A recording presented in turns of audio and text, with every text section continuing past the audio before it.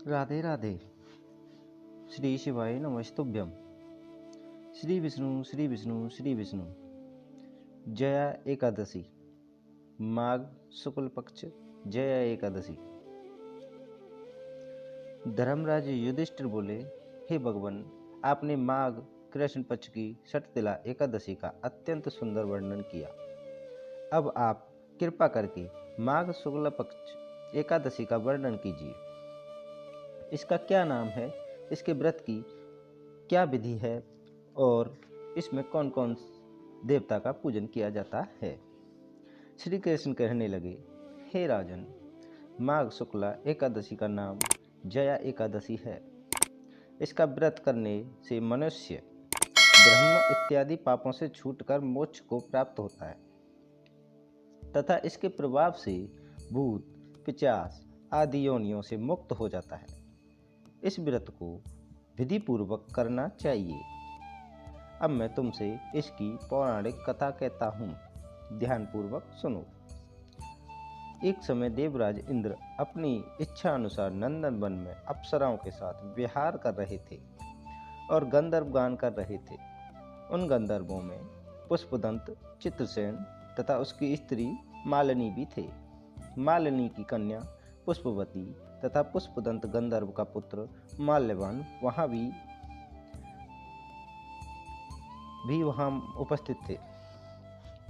गंधर्व कन्या पुष्पवती ने माल्यवान को देखा तो उस पर मोहित होकर अपने रूप, लावण्य और भाव भाव से माल्यवान को आकर्षित करने की चेष्टा करने लगी। पुष्पवती भी अत्यंत सुंदर थी। पुष्पवती के सौंदर्य को देखकर माल्यवान भी मोहित होकर अपने गायन का सुरताल भूल गया।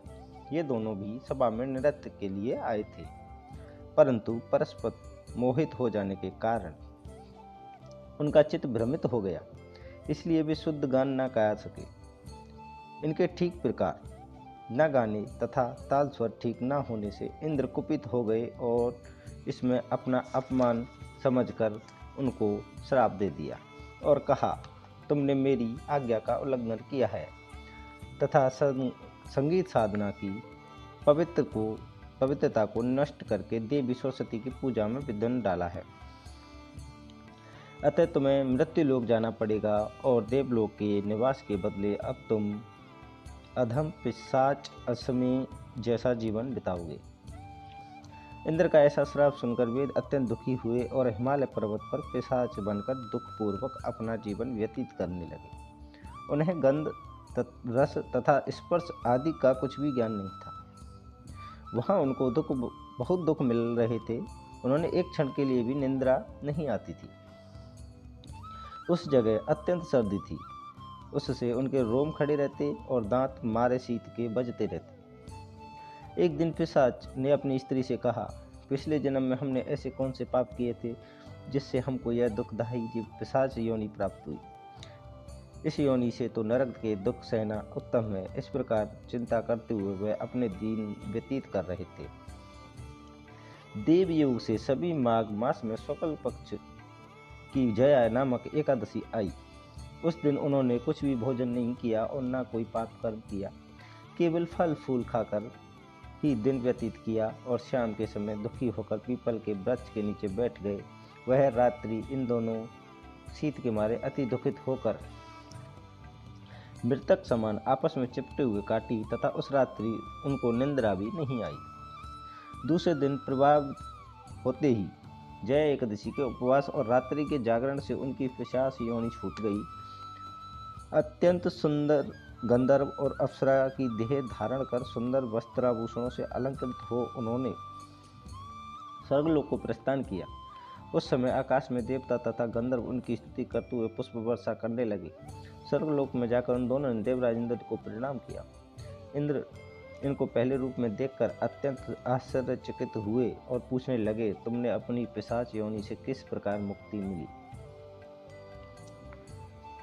उसका वृतांत बताओ।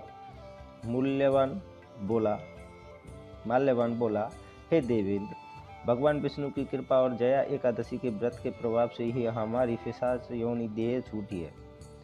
तब इंद्र ने कहा, माल्यवान, भगवान की कृपा और एकादशी के व्रत करने से न केवल तुम्हारी पिशाच योनि छूटी गई वरन हम लोगों के भी वंदनीय हो गई, क्योंकि विष्णु और शिव के भक्त हम लोगों के वंदनीय हैं। अतः आप धन्य हैं। अब आप दोनों आनंद पूर्वक विहार करो। श्री कृष्ण कहने लगे, हे युधिष्ठिर, इस जया एकादशी के व्रत से कोई योनि छूट जाती है। जिस मनुष्य ने इस एकादशी का व्रत किया है उसने मानो सब यज्ञ, तप, दान आदि कर लिए। जो मनुष्य जया एकादशी का व्रत करते हैं वे अवश्य ही 1000 वर्ष तक स्वर्ग में वास करते हैं।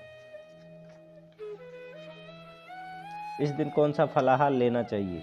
तो आपको इस दिन फलाहार लेना है दूध व कूटू के आटे से बनी हुई मिठाई या सामग्री और फल या तथा मेवा आदि लिए जा सकते हैं। गोविंद जय जय गोपाल जय जय राधा रमन हरि गोविंद जय जय।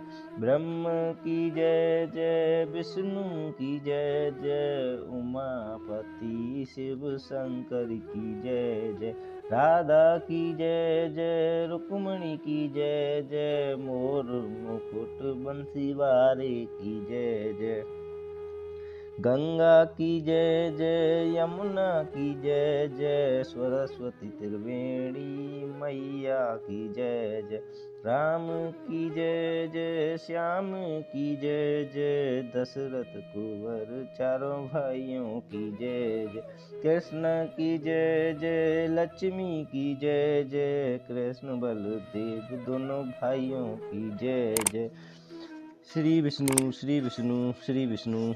श्री शिवाय नमस्तुभ्यं। राधे राधे।